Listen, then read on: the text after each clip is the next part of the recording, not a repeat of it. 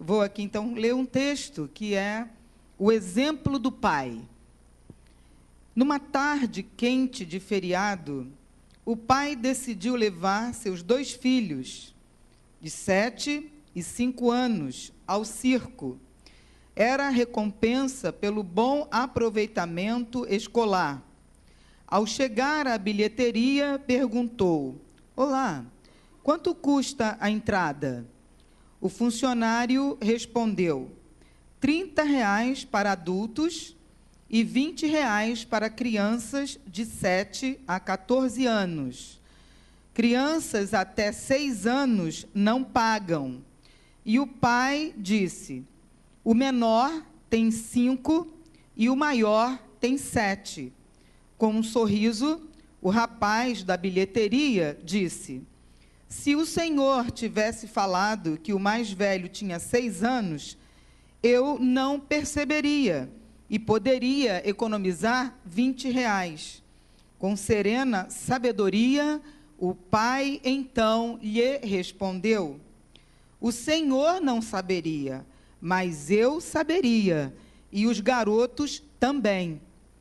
Eles saberiam que eu mentira para obter uma vantagem, e jamais se lembrariam desta tarde como uma tarde especial." E finalizou dizendo: "A verdade não tem preço. Hoje deixo de economizar R$ 20, que não me pertenceriam por direito, mas ganho a certeza de que meus filhos saberão a importância de sempre dizer a verdade." O funcionário permaneceu mudo. Ele também teria uma tarde especial para se lembrar. A história que contamos ensina muito sobre os exemplos que damos às crianças. O bilheteiro nunca saberia a idade do menino e, por isso, poderia ser facilmente ludibriado. No entanto, o pai teria consciência que estaria fazendo algo errado. E, pior ainda, os filhos saberiam que o pai mentira e enganara uma pessoa. E não veriam mal nenhum em amanhã ou depois fazer a mesma coisa. O Brasil enfrenta uma grave crise ética e certamente a educação dada pelos pais tem a sua parte na responsabilidade. Diariamente vemos altas figuras do mundo político e empresarial apelando pela corrupção. Por outro lado, em São Paulo, um motorista de táxi entregou numa delegacia uma pasta com US$ 35 mil que um passageiro esqueceu em seu carro. Certamente isso tem a ver com os exemplos que essas pessoas aprenderam de seus pais, para o bem ou para o mal.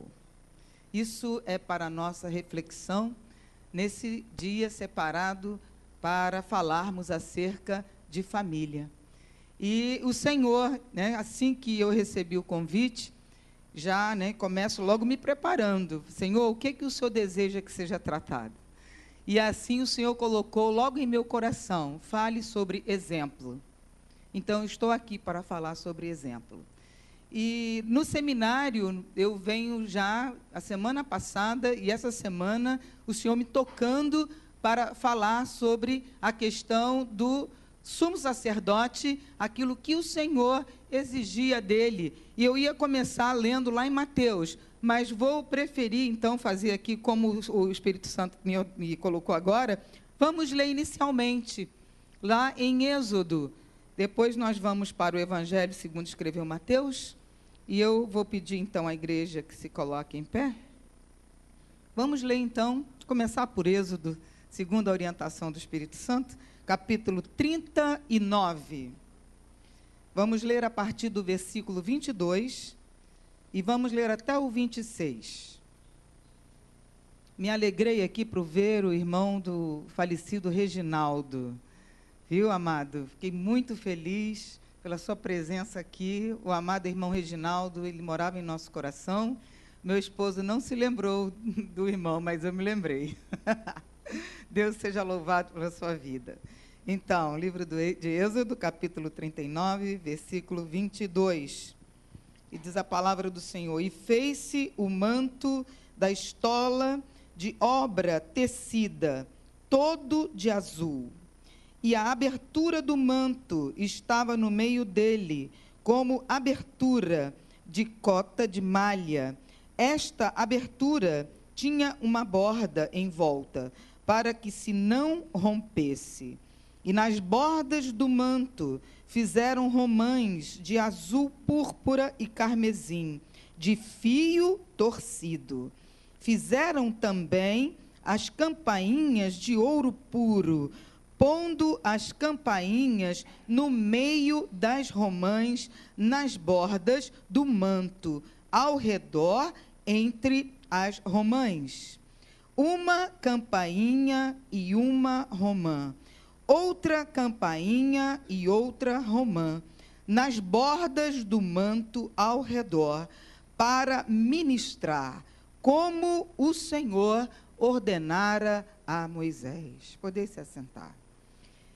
Então, amados, isso daqui, as pessoas leem e às vezes não percebem, não é profundidade. A palavra do Senhor é o livro dos livros, e não é um livro fácil. É por ser o livro dos livros, é que nós devemos dar toda a atenção, estudar, procurando em Deus, através do Espírito Santo, a interpretação. E aqui nós vamos falando sobre exemplo, né, como eu já havia sinalizado, e eu começar lá pelo Evangelho segundo escreveu Mateus, mas o Espírito Santo já me tocou para começar. Nesse momento, nós devemos entender que aquele que está, né, dirigindo uma família, ele tem a responsabilidade de conduzir, não é? É como um carro. O marido assume a direção, a esposa fica do lado, no banco do carona, e no banco de trás, os filhos, viu? É assim que a palavra do Senhor designa. Nós, mulheres, não podemos tirar o marido da direção do carro. A família é o homem que tem de estar na direção. Mesmo a mulher, não é, tendo o seu trabalho, tendo o seu ordenado, nós não podemos passar à frente do marido. Ele é quem está na incumbência de dirigir o veículo da nossa casa. Viram? Os filhos têm de aprender a andar no banco de trás. E assim, com essa incumbência, o marido, ele tem essa responsabilidade de ministrar aos seus. E aqui, quando Deus ordenou sobre as vestes sacerdotais, que havia de ter essa parte por cima, como aqui nós lemos, como o manto estava por cima, na circunferência desse manto, o Senhor mandou que ali fossem colocadas nas bordas, alternadamente, campainha de ouro e romã, romã tecida e ali bordada com fios. E aí você pode perguntar: nunca pensei nisso, nunca analisei isso. Por que então o Senhor designou que na veste sacerdotal, aquele que haveria de ministrar, deveria ter na sua veste, no seu manto por cima, ali essa alternância de campainha e de romã? Bom, vamos raciocinar. Campainha remete a som. No movimento que aquele homem fazia ao ministrar, as campainhas emitiam som. Som remete à palavra. Palavra. e a romã alternadamente. Romã aponta para fruto, e fruto aponta para testemunho de vida. Aquele que está para ministrar, para conduzir a sua família, deve alternar, aleluia, testemunho de vida junto com a palavra. De nada vale a palavra sem testemunho de vida. Ela se torna vazia. Os filhos estão olhando, os filhos estão observando as atitudes dos seus pais. Como no texto lido inicialmente, aquele pai poderia sim ter dito, porque não fora pedido um documento, nada para confirmar a idade das crianças, uma com 5 e outra com 7, uma diferença muito pequena. Então, ele poderia entrar com os dois sem pagar, somente ele pagaria os R$30. Mas, como aqui foi bem colocado nesse texto, o próprio rapaz da bilheteria disse, ele poderia ter falado, o pai, olha, todos dois, um tem 6, o outro tem 5, mas os filhos saberiam que o pai estaria mentindo. E o próprio pai, ele próprio pai, ali enganando a si mesmo. E dando um péssimo exemplo aos seus filhos. E eu falo isso no seminário, não é? E não adianta, nós às vezes lutamos muitas vezes e vemos fracassos dentro da obra do Senhor, porque aquele que está dirigindo não somente a família, mas também a igreja e outros ângulos da vida, tem de estar ali dando o seu testemunho. Porque as pessoas estão nos observando. Não adianta falar muito bonito, não adianta pregar, né, maravilhosamente, se lá fora eu não estou vivendo aquilo que eu estou pregando. Glórias ao nome do Senhor. Então agora sim, o Espírito Santo já me autorizou, glória a Deus. Vamos para o Evangelho que segundo escreveu Mateus, podem ficar assentados, né? Vamos ler aqui, no capítulo 17, vamos ler do versículo 24 ao 27. Aqui diz o título, né, epígrafe, Jesus paga impostos. Evangelho segundo escreveu Mateus, capítulo 17, versículo de 24 a 27. E chegando eles a Cafarnaum, aproximaram-se de Pedro, os que cobravam as didracmas, e disseram, o vosso mestre não paga as didracmas? Disse ele, sim. E entrando em casa, Jesus se lhe antecipou, dizendo, que te parece, Simão? De quem cobram os reis da terra os tributos ou o censo? Dos seus filhos ou dos alheios? Disse-lhe Pedro, dos alheios. Disse-lhe Jesus, logo estão livres os filhos. Mas, para que os não escandalizemos, vai ao mar, lança o anzol, tira o primeiro peixe que subir, e abrindo-lhe a boca, encontrarás um estáter, toma-o e dá-o por mim e por ti. Isso tem a ver com a questão, né, do poder de Deus, que é dono de tudo, de toda a riqueza da terra. Maravilha, mas embutido nessa fala aqui, nós vemos a questão do exemplo. E aí eu fui pesquisar esse negócio de estáter, de dracma, não é? E fui ver o que significava. Eu sabia que era dinheiro, não é? Mas a de dracma era uma moeda de prata da Grécia antiga que tinha o valor de 2 dracmas, né? De dracma, valor de 2 dracmas. Como se fosse, por exemplo, R$100, 2 notas de R$100, R$200, né? Calcula assim. E o estáter era uma moeda também da Grécia Antiga, podendo ser de ouro ou de prata. E tinha um valor de 4 dracmas. Então, ela tinha um peso maior. E se, obviamente, 4 dracmas equivalentes a 2 didracmas. E o Senhor, então, falou que Pedro fosse apanhar esse peixe, por providência do Senhor, para mostrar que Deus é o dono de tudo na terra, e a minha filha que fala, nós não estamos em crise, a igreja do Senhor está em Cristo, e o Senhor, Ele sabe onde está a riqueza desta terra.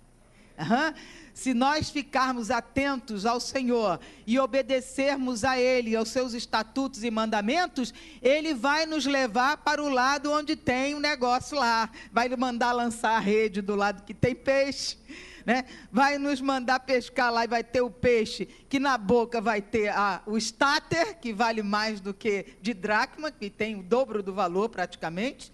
Então, amados, a questão aqui é o exemplo. O exemplo. Eu sempre aprendi muito que a minha mãe não era cristã. Eu ganhei a minha mãe para Cristo e meu pai também. Eu vim de uma família que nem do meu pai, nem por parte da minha mãe, não tinha ninguém evangélico. E Deus me chamou e eu me senti muito honrada, né? Carregando peso, muito peso, mas louvando a Deus, porque hoje os meus pais dormem no Senhor, todos dois batizaram, passaram pelas águas, né?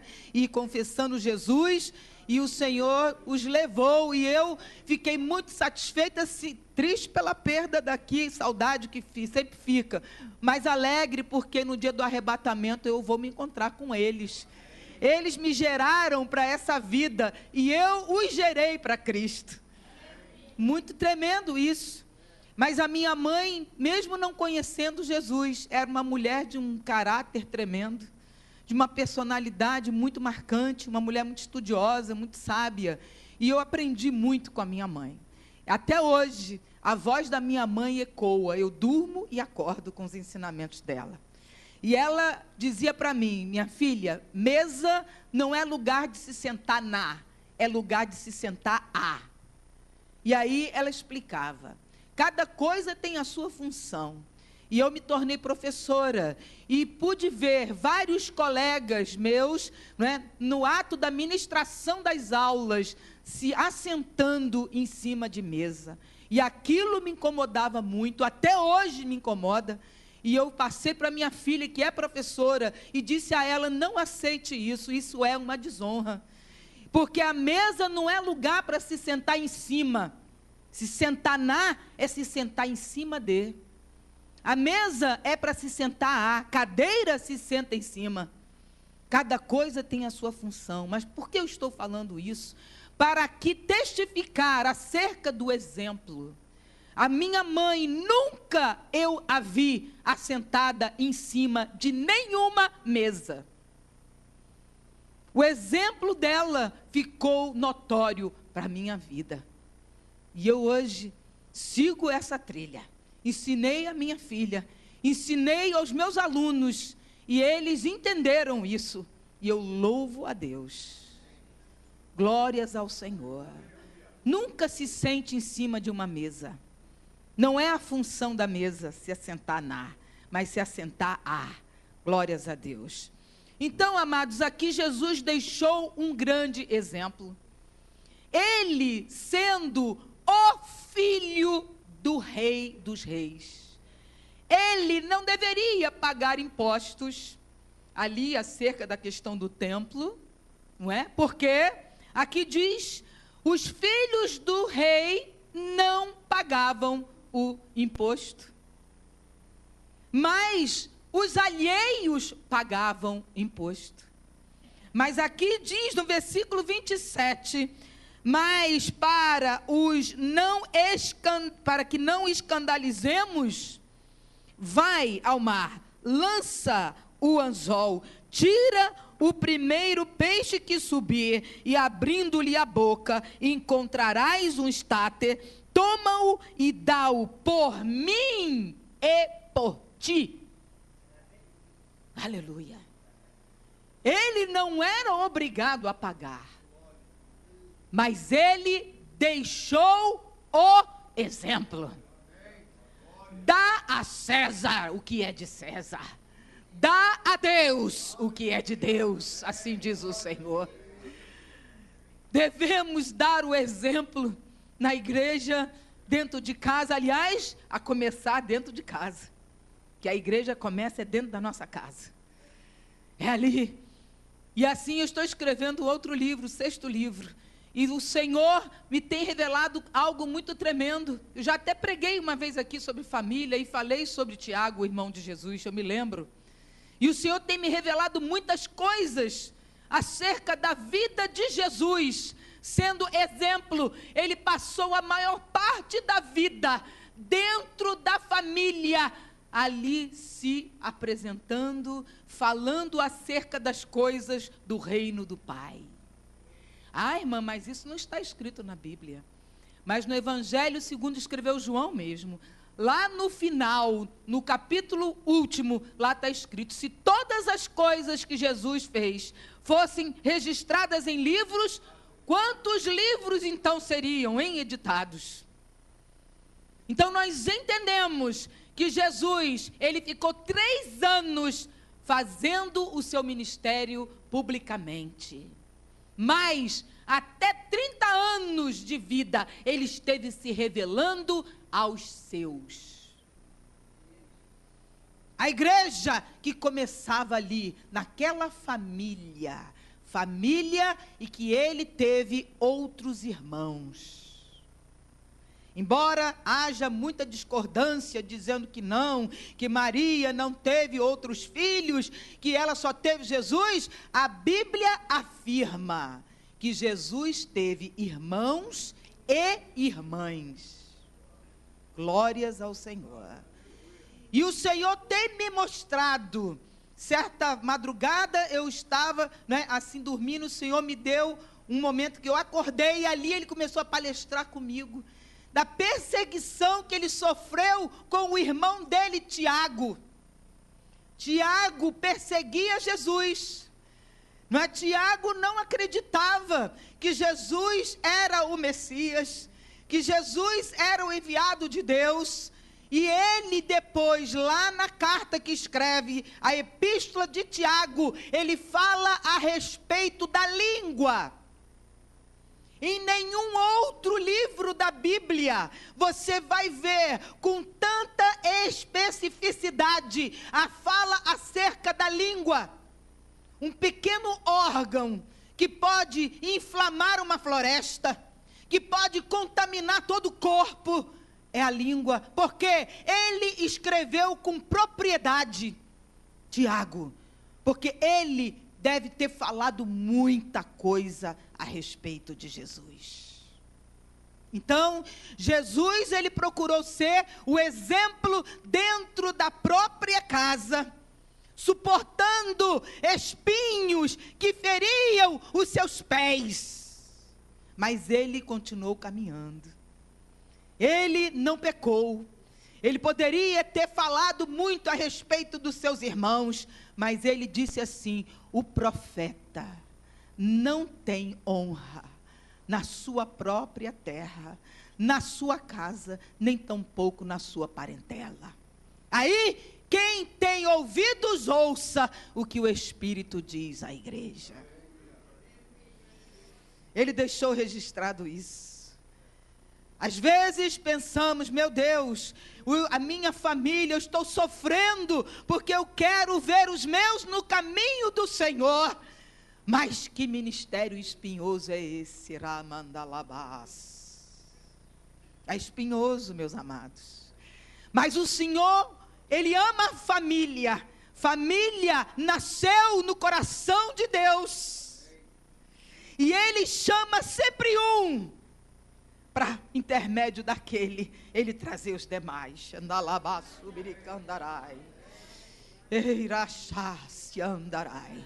Observando uma edificação, não se podem ver os alicerces. Depois de a obra concluída, os alicerces ficam escondidos. Mas são os alicerces que sustentam a edificação. Deus sempre chama alguém para sustentar o peso da família. Olha, se Deus chamou você, você foi o primeiro na sua família. Está sendo dolorosa essa tarefa, está sendo espinhoso esse ministério, mas louve ao Senhor, porque é algo triunfante, é algo maravilhoso, e terá grandes recompensas, e vai suscitar grandes galardões. Cheguenecandarabás. Aleluia. O ministério da família, glorificado seja o nome do Senhor. Está andando, às vezes, quando nós mexemos numa rosa, e às vezes um pedacinho do espinho entra no nosso dedo, incomoda muito, quando esbarra a gente sente aquela espetada. Eu preciso tirar, mas não dá nem quase para ver, mas incomoda, incomoda. Pega uma agulha, coloca aí uma lupa, vê se consegue enxergar esse negocinho aí, mas está me incomodando, está me machucando, está doendo. Às vezes as pessoas de fora não estão vendo, mas tem um negocinho que está espetando você, está doendo. Quando você fica sozinho, você chora, chora aos pés do Senhor, chora, porque essas lágrimas, o anjo do Senhor está colhendo todas. E esses membros da família virão. Eles virão. Porque em Atos dos Apóstolos, capítulo 16, no versículo 31, está escrito: crê tu no Senhor Jesus Cristo e serás salvo tu e a tua casa, assim diz o Senhor. É o Senhor quem fala. Não deixe esse ministério para trás. Aposte no ministério da família. Toda igreja que tem dedicado atenção ao ministério da família é uma igreja saudável. Porque a igreja é o prolongamento da família, é a extensão da família. Quando a igreja está com algum problema, é sinal de que as famílias estão com problema. E Satanás está afetando as famílias, procurando desfazer os casamentos, procurando afastar os filhos, para afetar o andamento da obra do Senhor, para macular, para envergonhar os ministérios de pastores, inclusive. Mas olha, o exemplo é primordial. O Senhor deixou também registrado: instrui o menino.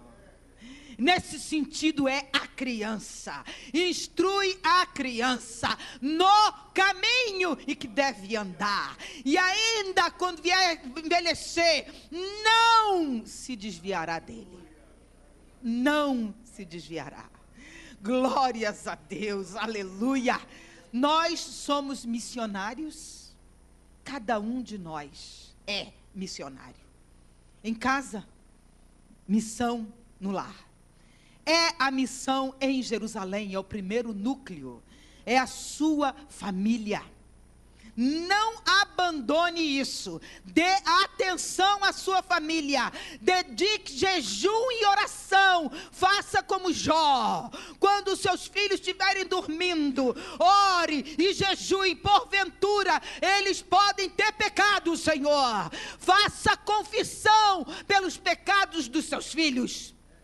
Isso não é de Deus, é. Leia depois o livro de Neemias, e ali você vai ver ele fazendo confissão pelo pecado do seu povo. Isso é bíblico. Faça a intervenção para que o inimigo não venha destruir a sua família, afastar os seus filhos dos caminhos do Senhor, ou tentar impedi-los de chegar ao caminho do Senhor. E assim nós vamos prosseguindo com a palavra. Essa é a parte introdutória da pregação. E aí, então, o Senhor me levou aqui para 1 Timóteo, né? Primeira carta do apóstolo Paulo a Timóteo. Nós vamos ver aqui o que ele escreveu no capítulo 4, no versículo 12. A primeira carta, aliás, Timóteo, não é? Ele, jovenzinho, Paulo estava ali orientando ele, e foi uma bênção, não é? Timóteo. Então, aqui nessa carta, no capítulo 4, versículo 12, aleluia, está escrito assim: ninguém despreze a tua mocidade, mas sê o exemplo dos fiéis na palavra, no trato, no amor, no espírito, na fé, na pureza. Sê exemplo. Apesar de Timóteo ser jovem, o apóstolo Paulo estava exortando a Timóteo: olha, você deve ser exemplo, ainda que você seja jovem, sê tu exemplo em todas essas áreas, inclusive na fé, na pureza. Olha, se derem a você tantos, olha aqui, esse equipamento, a firma vende por R$95, mas eu vim aqui para fazer essa instalação. Eu tenho esse equipamento aqui meu e eu vou vender. Ele não tem garantia da firma, mas eu, como ele é meu, eu posso vender a R$60. Não aceite. Não aceite. Isso é seta do diabo. Eu vou deixar de comprar 60, eu vou pagar 95? Eu posso economizar 35? É? Como é que esse rapaz conseguiu esse equipamento para vender a mim, por R$60? Não sabemos. Assim nós vamos fomentando, viu, a ganância, vamos fomentando a corrupção. Estamos pensando que estamos economizando, não estamos economizando absolutamente nada, porque Satanás, ele ali acha uma brecha quando você aceita aquele negócio.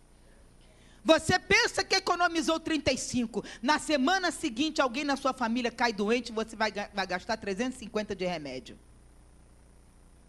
Brecha, brecha, brecha. Vamos fechando as brechas. O adversário não consegue entrar se nós fecharmos todas as portas. Fechemos os muros, coloquemos as portas, lancemos as trancas e o inimigo não vai poder entrar.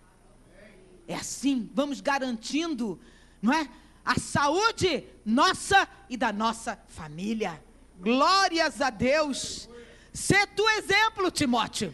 Apesar de tu seres jovem, Timóteo, ser tu exemplo da fé, mas também no trato, também na pureza, viu? Olha as suas atitudes, vigie as suas atitudes. Vem a tentação, resista à tentação. Porque atrás da tentação, quando você resiste, Deus promove grande galardão. Aleluia! Glorificado seja o nome do Senhor. Ainda caminhando sobre a questão do exemplo, uma grávida, não é? Está começando, de repente, a família, não é? A família já está lá, marido e mulher. E a mulher, então, engravida. Ah, o primeiro filho, né? Fica aquela coisa maravilhosa. Ah, a chegada do primeiro filho.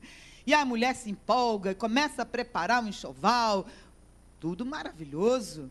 Mas tem um objeto que nenhuma grávida pode deixar de ter no seu enxoval. Viu? Sabe qual é o objeto? Às vezes a pessoa diz, não, eu vou comprar não sei quantos pacotes de fralda, porque ninguém aqui quer mais lavar para fralda, né? Nem passar, né? Quer fralda descartável, ainda faz o chá que é para ganhar mais, né? Para empilhar bastante fralda.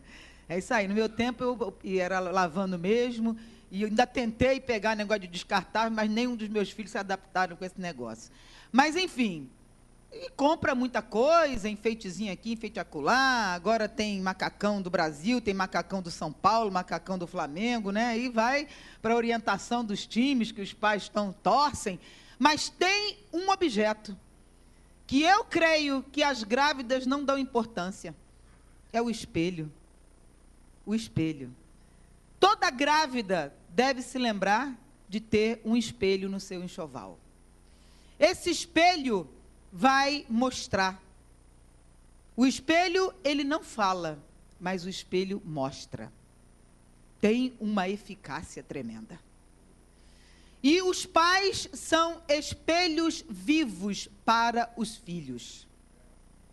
Por isso, fica aqui a dica: quando você engravidar, lembre-se de comprar sempre um bonito espelho e olhe bem para ele, porque ele vai mostrar muitas imagens para você, mãe, e também para você, pai. Primeira coisa, como eu já salientei, que o espelho é mudo. Ele não fala, a não ser naquele conto, né, que diz: espelho, espelho meu, tem alguma mulher mais bonita do que eu? É só nesse conto aí que o espelho fala. Mas, fora disso aí, espelho nenhum fala, mas o espelho é eficaz porque mostra. E também nós, pais, devemos entender que, como questão de espelhos vivos que somos, né, uma outra particularidade do espelho: ele é mudo e ele deve sempre estar limpo.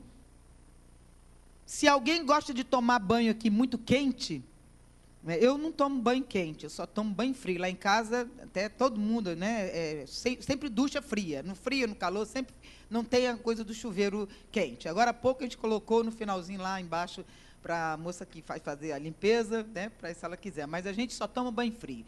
Mas quem gosta de banho quente, aí, quando termina de tomar banho, o espelho está todo embaçado, com vapor. Aí a pessoa quer se ver no espelho, tem que fazer o quê? Muitas vezes passa a mão assim, ó, né, para tirar aquele vapor que fica cobrindo o espelho. Com aquele vapor em cima, ninguém consegue enxergar nada. Então, o espelho, ele deve estar limpo. E nessa característica, não é, as cobranças dessa vida, as agitações, as influências externas e internas, deixam o nosso espelho, às vezes, sujo, às vezes, meio que, né, ali nublado. E aí a imagem não fica nítida. Para quem? Para os nossos filhos. Estão entendendo? Precisamos sempre observar se o nosso espelho está transparente, para que não só os nossos filhos, mas para que todos possam olhar para nós e ver a transparência que há em nós. Aleluia.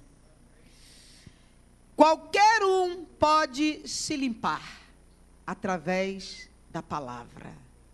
A palavra é água que nos limpa, que nos lava, que nos purifica. Mas estamos vivendo dias conturbados, dias acelerados, porque se o diabo não consegue te parar, ele vai te acelerar. Nenhuma das duas polarizações é boa. Satanás, ou ele para você, deixa você estagnado, ou ele acelera você. E nós estamos vivendo dias de muita aceleração. As pessoas nem têm parado para comer assentados à mesa. Às vezes as pessoas compram um lanche para comer na beirada de um balcão. Comem mal. Comem coisas que não têm nenhum nutriente. Tomam refrigerante, comem um sanduíche, aquela massa incha, não é? Com aquele refrigerante, a pessoa fica com aquela sensação de saciedade. Come muito rápido, porque nós precisamos ter um momento de descanso. Aquela siesta, que é, não é, chamada siesta, para quê? Para que seja liberada a energia para a digestão. Eu aprendi que todas as vezes que nós vamos pregar, não devemos comer comida muito forte. Viu? Porque a energia, ela sai, principalmente muita carne. Para que aquela carne seja digerida, mais energia é necessária para aquela digestão. E quando vamos pregar, precisamos canalizar mais energia para que o Senhor possa nos usar, para que a glória dele possa fluir através de nós. para que sejamos bênção em todas as áreas, para que o canal fique completamente preparado, desobstruído, para que o Senhor venha fluir através de nós. Então, amados, esses dias difíceis, às vezes a pessoa não tem tempo sequer de meditar em uma porção da palavra. E aí o espelho vai ficando, nublado, vai ficando sujo. E aí a imagem não fica transparente. O espelho também, ele é mudo, ele deve ser limpo e ele deve ser plano. Todo espelho deve ser plano. Se tiver alguma curvatura na face do espelho, vai dar deformação na imagem. Essa questão, do espelho ser plano está para a questão da retidão nossa em relação às coisas de Deus. Não ter deformidade. A superfície plana é a retidão nossa diante dos nossos filhos, para que vejam as boas obras e glorifiquem ao nosso Pai que está nos céus. Não é aceitando, dizer, olha, você fala que tem 6, tá bom? Mesmo você tendo 7, você fala que tem 6, que é para o papai economizar R$20. Isso daí é um espelho com a curvatura. Não é um espelho plano.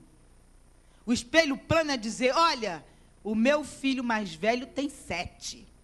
E o outro tem 5. Está aqui, R$30 meu.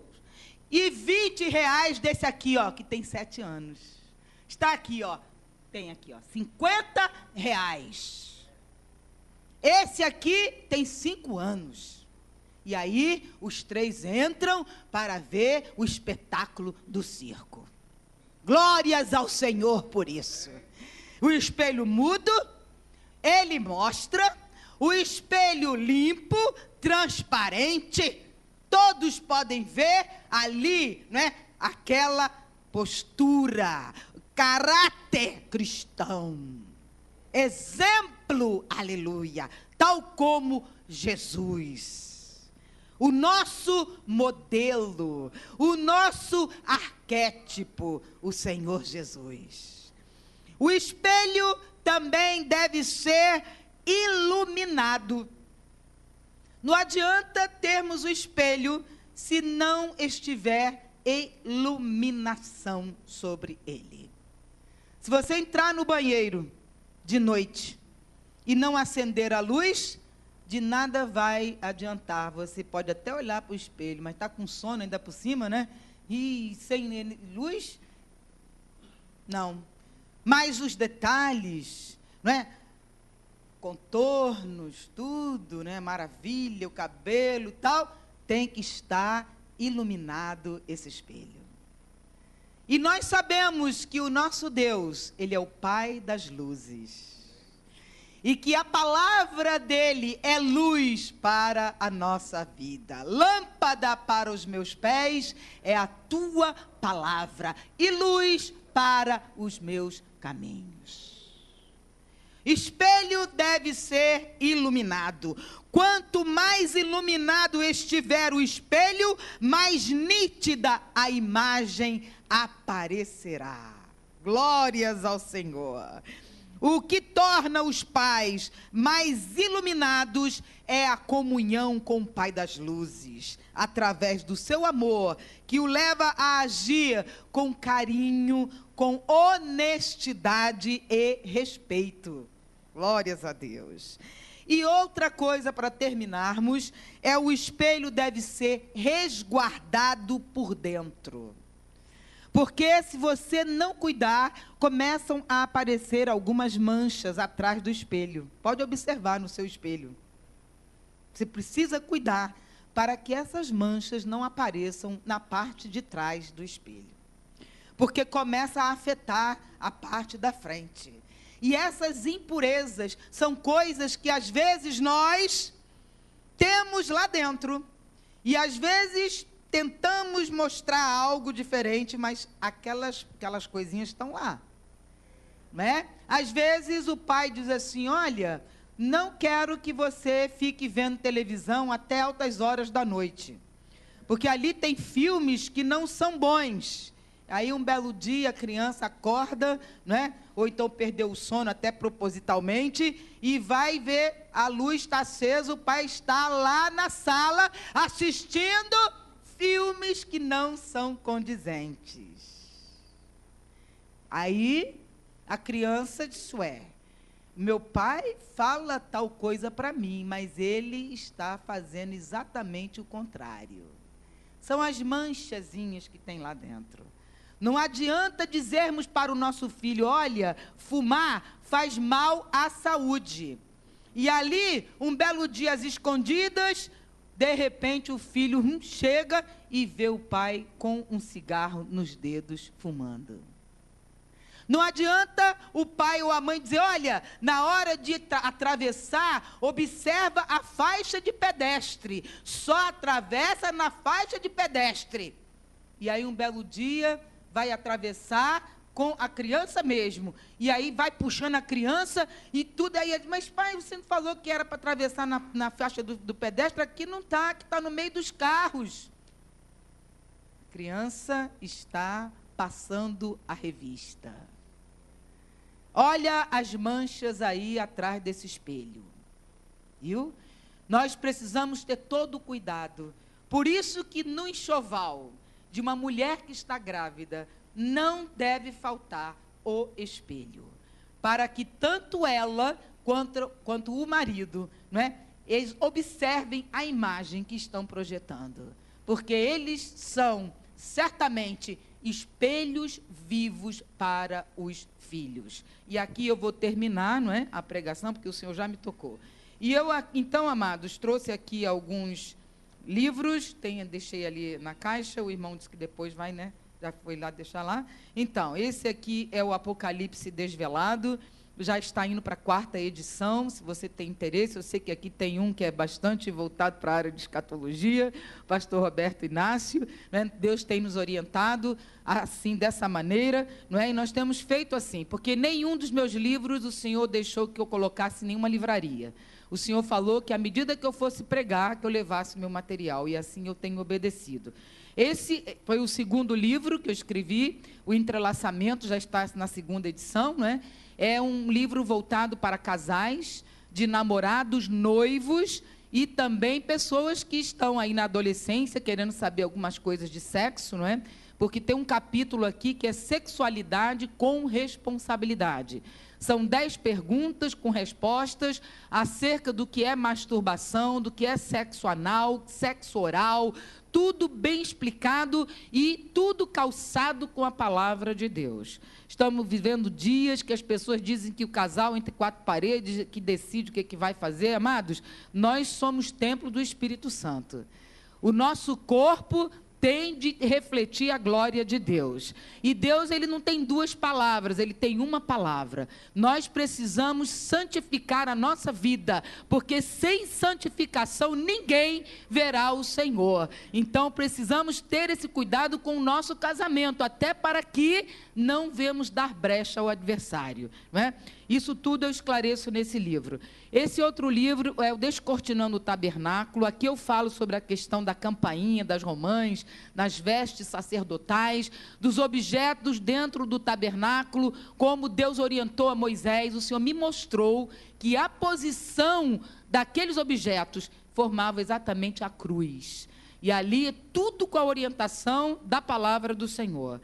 E aqui esse foi o último livro que é voltado sobre família. Aqui fala do espelho, das características. Essa pregação tem uma parte aqui desse livro.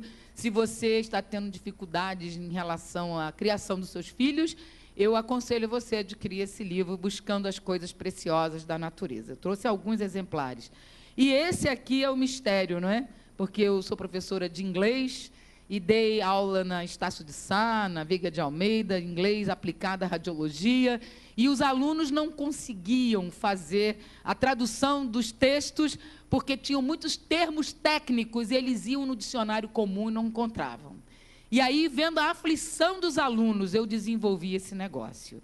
Foi um estudo profundo e eu consegui montar esse dicionário com termos técnicos da área de saúde e de informática. Não somente para a área de radiologia, não. Eu comecei abrindo, pega a área de enfermagem, a área de fisioterapia, de educação física, até de física, viu? A parte de química, tudo aqui tem termos técnicos. E esse dicionário você não vai encontrar na livraria, porque ele é bem específico. E outra coisa, as pessoas dizem assim, olha, esse aparelho aqui é data show, o pessoal fala, né? Conhecem esse aparelho como data show, não é data show. Data é o plural de datum, do latim. Datum, a terminação UM, é dado, no singular. Data é o plural, dados. E show, em inglês, é espetáculo. Exibição. Então, seria exibição de dados. Só que na nossa língua, esse aparelho chama-se projetor multimídia. E muitos não conhecem esse termo na sua própria língua, o que é uma aberração. Olha bem, você tem GPS no seu carro? Aí a pessoa pergunta com muita naturalidade. GPS é uma sigla de um termo em inglês que significa Global Positioning System. É um sistema de posicionamento global, ou seja, é um localizador. E aí nós vamos para o laser, que as pessoas falam que tira tatuagem com laser, tira ruga, tira várias coisas agora com laser. Laser é um acrônimo de um termo em inglês que está para Light Amplification by Stimulated Emission of Radiation. É uma luz amplificada, estimulada por emissão de radiação, ou seja, é uma fotoluz. Aí eu quero esclarecer para os ouvintes, para os amados. Isso tudo tem uma mão estrangeira de um país hegemônico que tem interesses outros no nosso país.